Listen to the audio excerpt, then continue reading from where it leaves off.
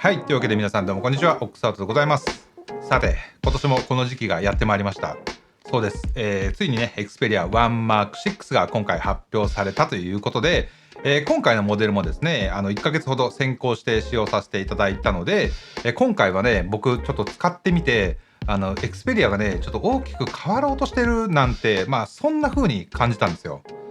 そのあたりのね、今日は話を詳しくしていきたいなというふうに思いますので、まずはね、新しくなったこの Xperia One Mark 6がどのように進化したのか、スペック的な部分から、ご紹介していければなというふうに思います。では、やっていきましょう。ではね、まず最初に基本スペックを紹介すると、ざっとこんな感じになってます。CPU は Snapdragon 8の Gen 3となって、当然最新世代の CPU を搭載してます。個別にね、じっくり見たいという方は、ちょっとね、一時停止をして、見てもらえればなと思います。デザイン自体はね、これまでのスタイルを、踏襲してるんですけれども、パッと見ね、一番大きい変更点は、やっぱりね、ディスプレイです。6.5 インチの OLED ディスプレイっていうのは変わってないんですけど、これまでの21対9っていう比率から、今回ね、なんと19.5 対9っていう比率になって、解像度も 4K からフル HD プラスに変更されてます。画面のね、明るさは前のモデルから最大 50% も明るくなってて、でリフレッシュレートは固定の 120Hz から、今回ね、可変の 120Hz となってます。ちょっと待ってよ。4K からフル HD プラスって解像度的に下がっててスペックダウンしてるんじゃねって、思った方もいると思うんですよ。そう、実はそうなんですよ。今回、確かに解像度っていう点においては、ちょっとね、スペックダウンしてるんですよ。ただね、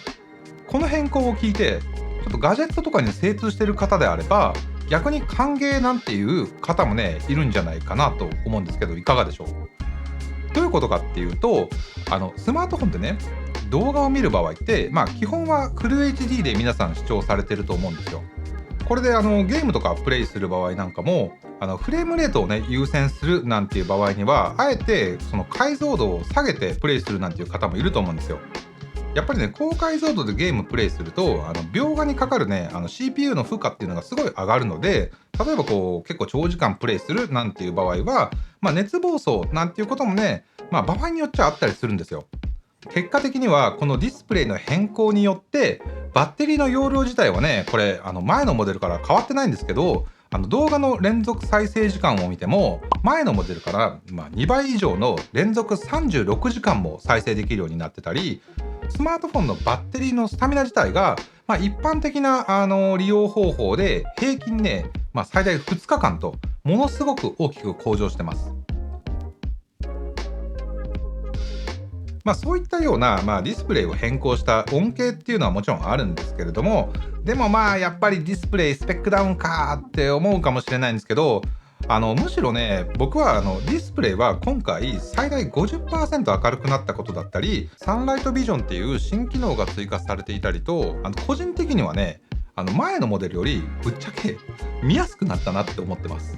新しく搭載されたこのサンライトビジョンっていうのが結構秀逸で、日中のね、強い日差しの下で画面がちょっと見づらいなっていう時に、単純に画面全体を明るくするんじゃなくて、画面内の暗くてこう見づらい部分だけを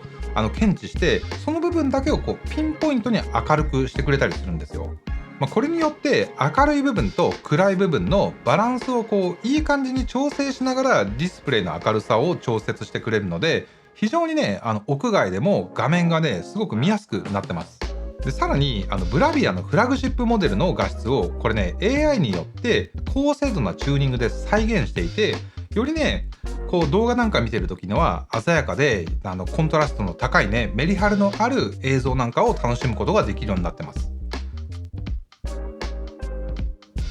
さて、お次はお待ちかね、この Xperia One Mark 6のカメラの方を見ていきたいなと思うんですけど、今回のモデルは12メガピクセルの超広角 16mm F2.2 のカメラ、48メガピクセルのセンサーを搭載し、ピクセルビディングで広角12メガピクセル F1.9 の撮影ができるカメラ、でさらにこのカメラは48メガピクセルのセンサーの中央部分をクロップして12メガピクセル48ミリでの撮影も可能となってます。そして前のモデルよりもズーム域がより広がった12メガピクセルの 85mm-F2.3 から 170mm-F3.5 までの光学望遠ズームレンズのカメラが搭載されてます。なんで単純にカメラが3つじゃなくてデジタルズームを使わなくても様々な画角に対応することができます。それに加えてこの広角カメラがピクセルピニングを解除して 24mm の画角で 48メガピクセルの高解像度で撮影できるようになりました。でさらに Xperia 1 Mark 6では α シリーズのハイエンド機種に搭載されている AI による姿勢推定技術っていうのが今回からこちらにも採用されてます。でこれによって例えば人物を撮影する際に体の一部しかね映らない場合だったり、あとなんかが撮影してて画面の前を一瞬横切ったりなんていう時にピントが合いにくくなるような事態が少なくなって、これまで以上にねオートフォーカスの安定性が向上してます。で、Xperia でね、撮影する写真は、やっぱりカメラを作ってる、ソニー製ということもあって、スマートフォンっぽすぎる、過度な補正っていうのも、すごくね、少ないです。で例えば、風景を撮影したりすると、多くのスマートフォンでは、細かい部分の解像感を上げようとして、エッジ部分をね、かなり強調してきたりするんですよね。それによってね、僕なんかは個人的に少しうるさく感じるなっていうことがあったりするんですけど、Xperia ではね、本当そういった印象は少なく感じます。写真の自然な色合いだったり、あとは人物をね、撮影した際の肌のね、自然な質感っていうのも、これはね、カメラ好きの方だったらね、皆さん非常に好感が持てると思います。また暗所での撮影を行った時にも極端なね露出補正っていうのが入らないので、ちょっとシックなね雰囲気のある写真を撮りたいなーなんていう時に、スマートフォンとかだと無理やり露出を頑張って上げちゃって、なんかねその雰囲気が台無しになっちゃうなんていうこともあったりするんですけど、そういったこともね少ないです。やっぱりソフトウェアの補正で無理をしすぎずに済むのはハードの性能がいいからで、Xperia 1 Mark 6の広角カメラは Exmor T4 Mobile っていう暗所ではね、これソニーのミラーレスカメラ並みのパフォーマンスを発揮できるセンサーを搭載してます。この Xperia なら、ミラーレスカメラにも匹敵するレベルで、ノイズも少なく非常に綺麗な写真や動画を撮ることができます。でポートレート撮影をする方は、顔の歪みを抑えるために、85mm とか、135mm といったね、中望遠を使う方多いと思うんですよ。85mm から 170mm までがこれデジタルズームじゃなくて光学ズームなので、単純に拡大するデジタルズームとは違って、画質面でもやっぱりねアドバンテージがあって非常に綺麗なポートレート写真を撮ることができます。でそしてやっぱりね、印象的なポートレートを撮影するのには欠かせないのが背景ボケなんですけど、Xperia の背景ボケは、ソフトウェアで処理されているとは思えないような非常に自然な背景ボケを得ることができます。特にね玉ボケの感じはこれミラーレスカメラで撮った写真と言われても、一見ね気づかないレベルで綺麗だと思うので、やっぱり暗所撮影での強みっていうのと組み合わせて夜景だったりとかネオンのキラキラっとした感じと組み合わせて印象的なね写真を撮れるのもいいかなと思います。でさらにですよ、この望遠ズームのカメラで面白い撮影機能が今回から一つ増えていて、それがテレマクロに対応しているので 120mm で撮影倍率2倍の最短撮影距離4センチまで寄って写真を撮影することができます。お花のね写真なんかを撮る人にはすごい嬉しい機能かなとも思いますし、あとはねペットなんかをね飼ってる方でもぐっと寄ってその表情っていうのを、画面いっぱいに、捉えるなんていうこともできますし、さらにねこのテレマクロは、写真だけじゃなくて動画も撮影可能なので、動画作品に一味違う印象的な B ロールを含めるなんていうこともできちゃいます。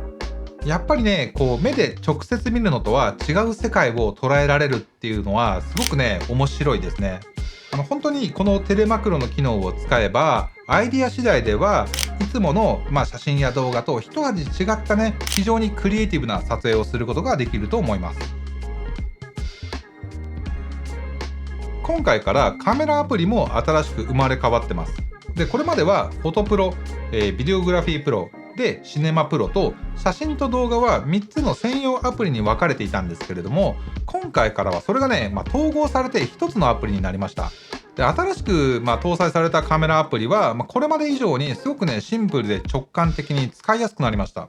もちろん写真をマニュアルで撮ることもできるし、動画で 4K120fps での撮影だったり、あとは S シネトーン4モバイルなど、これまでの多くの機能っていうのはこの新しいカメラアプリには継承してるんですけれども、ただね、一部まだリリース時点では引き継がれてない機能もあったりします。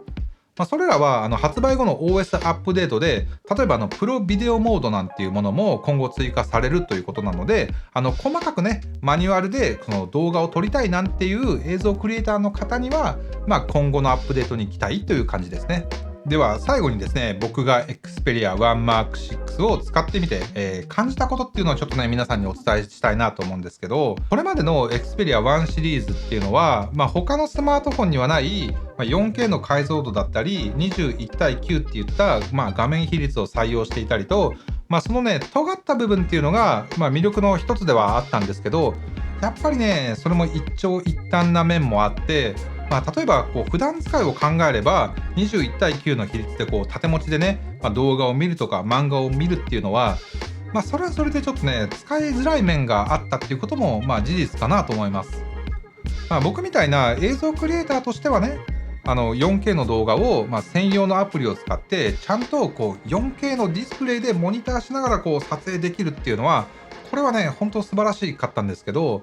とはいえ僕もスマートフォンを触っている大半はね、ネットサーフィンをしたりだとか、動画見たりだとか、あとはSNS をやったりとか、っていうことなので、そういったバランスを考えれば、今回の Xperia One Mark 6の特にね、このディスプレイ周りの大幅な変更っていうのは、非常にバッテリー持ちがね、良くなったりと、普段使いがめちゃくちゃしやすくなってるなと思いました。なので、今回この Xperia One Mark 6の進化っていうのは、これまで以上にクリエイターだけじゃなくて、より幅広い層にね、目を向けた、すごく合理的なアップデートなのかなというふうにね、思いました。僕自身はこの、変化っていうのをすごくね、ポジティブに考えてます。このブラビアから受け継いだ美麗な映像表現や、アルファから受け継いだカメラ性能、他にもゲームやオーディオなど、本当ね、各方面に精通しているソニーの技術が集約されたこの Xperia っていうのは、間違いなく手にした人にね、これまで以上の、スマートフォンの体験っていうのをもたらしてくれるかなと思います。なのでぜひ皆さんも店頭なのでこの Xperia One Mark 6を手にして実際にね、その違いっていうのを体験してもらえればなというふうに思います。はい、というわけで、本日のね Xperia One Mark 6の僕のレビューは以上となります。では皆さんまた、次の動画でお会いしましょう。ピース。